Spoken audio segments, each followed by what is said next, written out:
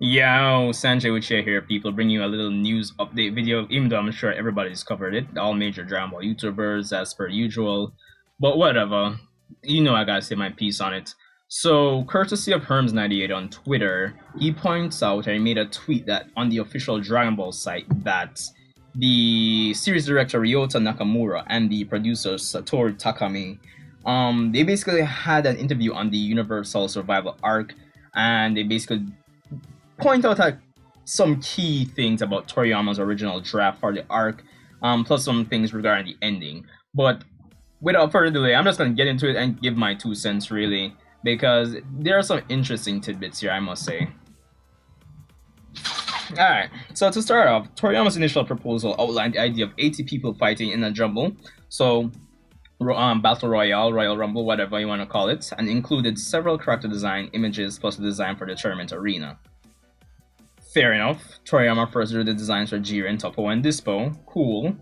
Toriyama's original draft lacked any indication of Jiren's personality, so the anime staff planned on making him a talkative character. However, when they suggested this to Toriyama, he replied that Jiren is a character who doesn't speak.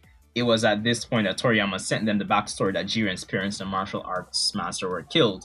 So as I usually do, where these little interview videos are concerned, I'm gonna state my piece on each point, really. For those of you who don't know, there was a similar interview, but with Toriyama and Toyotaro directly on the last volume release for the Dragon Ball Super manga. I believe I did a video on that a while back. I think it was a month or two ago. But anyway, even though Toriyama didn't really include any indication of what Jiren's personality should be, it comes down to one of those things where it's not what you do, but how you do it. And Toei had time, I'd say. Well, in terms of all the screen time they had for the tournament, this arc has been going on for more than 50 episodes. Obviously, they have they have some creative freedom in terms of the direction that some characters go. Obviously, so them rushing Jiren's backstory at the end here is still sloppy. It's still no excuse here, even though Toriyama didn't point it out. Anyway, as a result, Toppo inherited the anime staff's original plans for Jiren's personality, which is why he talks a lot about justice all the time. Now, that may have something to do with, if you watch the trailers when the Universal Survival arc just started, you would realize that in the promotional material, there was, with the cloak figure in the Zen exhibition match, I believe it was supposed to be Jiren there, and then they swapped it out when the episode came to Toppo, so that might have something to do with that. Of course, Toppo being a candidate for God of Destruction was included in Toriyama's draft, fair enough. The staff wondered how to handle Dispo's character, and his cocky personality was only decided upon once Bin Shimada was cast in the role. The rest of the Pride Troopers were thought of by the anime staff, so I guess there was... oh my god. Anyway, Ribrian's fat transform form was designed by Toriyama, while the idea of having a cute girl transform into this fat character was added by the anime staff. So in a sense, well, whatever. So I think this is the major part of this little video here. Neither Caulifla nor Kale were in Toriyama's original draft. During a conference meeting, the subject of Broly's popularity came up, and so the anime staff created Kale. They made her a girl so that she wouldn't be exactly the same as Broly. Once they showed Kale to Toriyama, he created Caulifla to go along with her. Now, I was talking to some friends today about this, and it's, as we said, it's no wonder why their characters don't really make any sense. We like that we have female Super Saiyans, but honestly, they need much more development. And it all goes back to what I was saying, that the writers really wrote themselves into a corner, really and truly.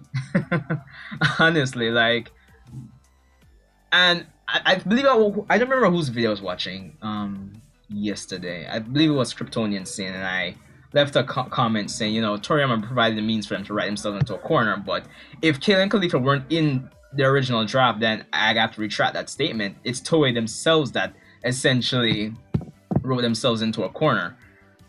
What I mean by that is that when Toriyama introduced Kaba, the fact that he didn't even know what a Super Saiyan was, he never heard of it in his universe, that was a problem, because later on, when you introduce other Saiyans for this tournament and you have limited time in the narrative to actually power them up, things are going to come off as an ass pull, rushed, or some poor execution is going to go on. That's just basically what I was saying in a nutshell.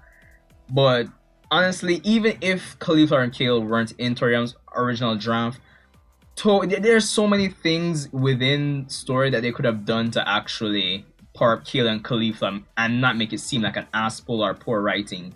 Because look, if they even need to create some strange plot device similar to the hyperbolic time chamber to say, oh, Kale and Caulifla, you know, probably one day in some strange dimension universe 6, it's, you know, probably 2 years, 3 years, whatever.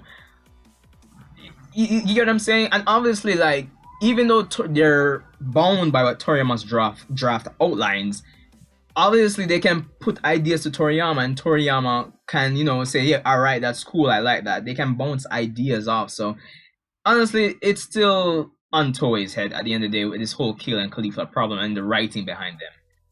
Anyway, carrying on, Toriyama's original draft included a document describing what happens to the Universe 7 Warriors in the tournament from beginning to end.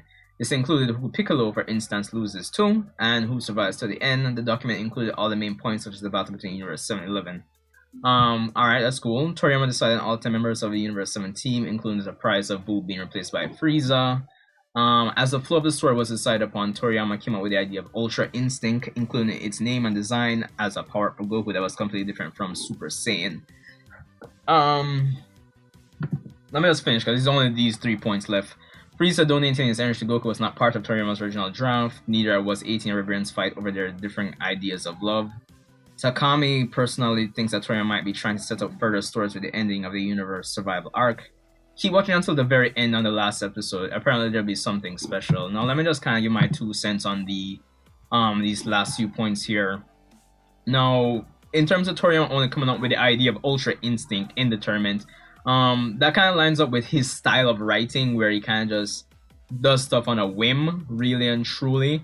I still stick by the fact that idea of Ultra Instinct should have been built up more after the whole Resurrection F training session between, you know, Goku and Vegeta versus Whis. It should have been something built up a bit more. Although I'm still waiting on, I guess, to see how the manga actually executes this whole Ultra Instinct power up for Goku in the manga, to see how it goes. To see if it, I guess, if it's less ass pullish. So I guess I could reserve final judgment until then. But that's the general my feelings on that. Even though I will give Toei props for bringing in the idea of Frieza donating energy to Goku, since it wasn't in Toriyama's original draft, so it must be Toei, right? That was a pretty decent move. And in terms of Takami, actually, you know, the producer himself thinking that Toriyama is actually trying to set up further stories for the end of at the end of the arc. That's not really new news, really, because if we go back to the convention, I forgot the name of the convention. I even did a video on it. In December, when I believe it was the same producer and an ex-director, or it was the current director and the ex-producer. One scenario like that, where they were saying that Toriyama seems to have some plans. They were saying something along the lines of Toriyama didn't really know how he wanted to end Super just yet. So them stating this now, that he's maybe trying to set up further stories, that's not really a surprise, but I am curious to see what kind of special surprise they have for us at the end in 131, which I believe airs on March 24th, if I got my date right. But all in all, it just really and truly goes back to what I've been saying. I know I don't rant on Super. It doesn't seem like that I do like that a lot compared to, I guess, a few other YouTubers. But honestly, I have a number of videos speaking about the quality of Super, and this interview just goes back to the fact that, you know, Super, it's its own enemy in terms of its writing, its production, like. It really is its own enemy at the end of the day, honestly. I still feel that probably doing the manga first and then doing the anime adaptation would have been the better move, or for them not to have rushed into it. But I guess things have become so corporate, especially when Super started in that year where Dragon Ball was having such a major success. So I guess the corporate heads just really wanted to dash back on. So it goes to show that honestly, if Super had, if they had just given it like, I don't know, 6 more months before it started, it probably would have been better. I don't know, honestly. Or even if they had just let the manga for Super just build up throughout 2015, similarly to what they were doing with to what they're doing with Boruto now, where the manga starts at a what the manga did do the movie adaptations again, but you know the anime is way behind. It starts at a point before the manga, so give the manga time to build up. Probably had done something like that, but hey, whatever. But anyway, let me know what you guys thought about this video, about this little interview here. Sanjay Uchiha, rate, comment, subscribe, and I guess I'll see you guys in the next one. Remember, no Dragon Ball Super this weekend. This weekend's a week off, unfortunately. But hey, see you guys in the next one.